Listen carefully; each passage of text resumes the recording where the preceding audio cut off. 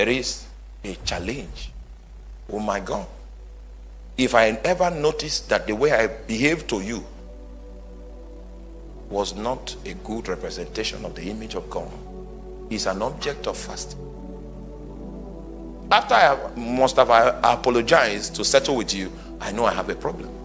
That there is still a tendency in me that will not allow God rest. And part of the evidences that God is not resting is that he begins to convict you. It means he's no longer resting. He's active inside of you because there's an expression that he has seen that does not derive from him. And you are supposed to be his life. He is supposed to be your life. You with me? And when you live by him, you make him living. You understand? You don't understand that? You are supposed to be what? He is supposed to be your life.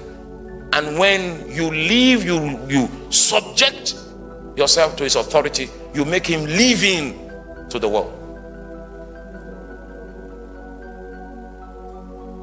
You get that?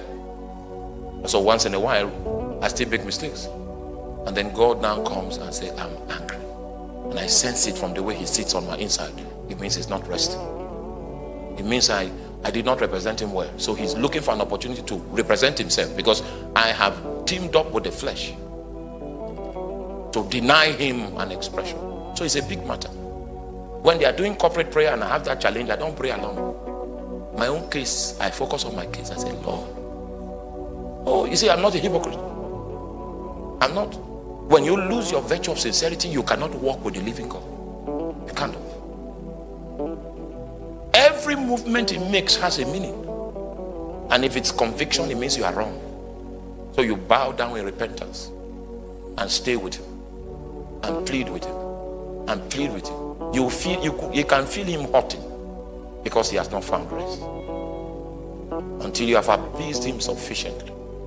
He says, okay, it's all right, no problem. And don't stop asking for mercy until you sense that he has been appeased. Don't claim it by faith. Do you understand it? If you claim it by faith, what you are doing is that you are denying the organic manifestation of God in your vessel.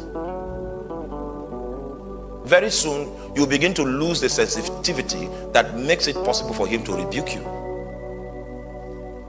And if he still rebukes you, it means you are held.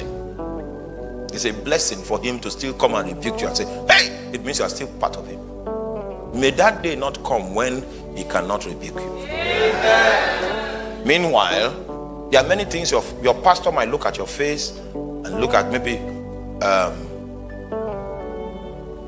where you walk, and he may not be able to rebuke you very well. But Jesus is not afraid of you. Always allow Jesus the opportunity to talk to you, because he doesn't care where you walk, whose wife you are. He will come and say, you failed, sit down, this is not me. Then if you are still sensitive, you will labor with him. Labor. If you know that, you will know that if that is still happening in your life, it means you have made Jesus your first audience. The crowd is not your audience. Jesus is your audience. And it is out of how you settle with Jesus that you come to meet with the crowd.